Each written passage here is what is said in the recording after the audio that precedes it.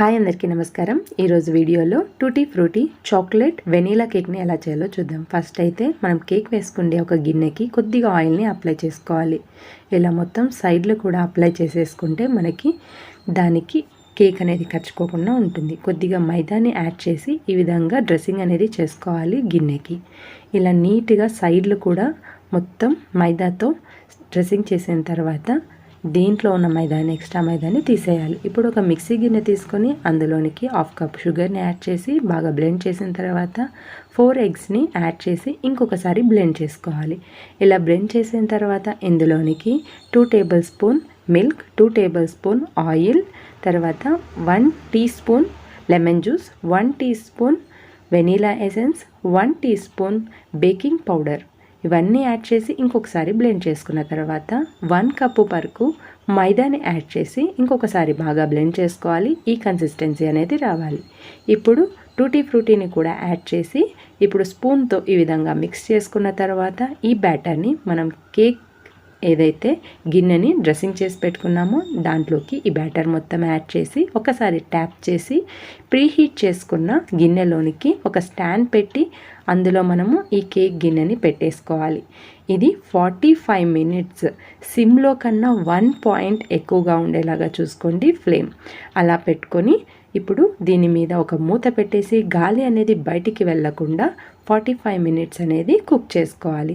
ఇలా 45 మినిట్స్ అనేది కుక్ చేసిన తర్వాత చూడండి కేక్ ఎంత బాగా కుక్ అయిపోయిందో. కేక్ లోపల వరకు ఉడికిందా లేదా అని ఒకసారి చెక్ చేసుకోవాలి. ఇలా ఒక స్టిక్కి మనము లోపల పెడితే అస్సలు స్టిక్ అనేది అవ్వకూడదు.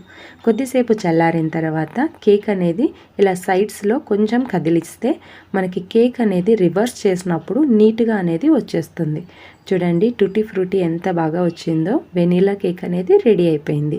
ఇప్పుడు దానిపైన ఉన్న ఎక్స్ట్రా అంటే పొంగి ఉంటుంది కదా దాన్ని తీసేస్తున్నాను కేక్ని పైన చాక్లెట్ క్రీము వేయడానికి. సో ఇలా తీసి పక్కన పెట్టేసుకోండి.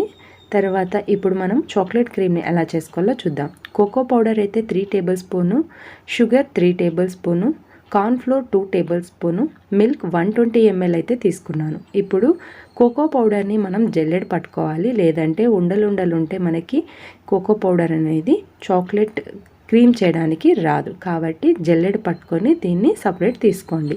ఇప్పుడు ఇందులోనికే మనము కార్న్ఫ్లోర్ 2 టేబుల్ స్పూన్ని యాడ్ చేసి ఒకసారి బాగా మిక్స్ చేసుకోవాలి.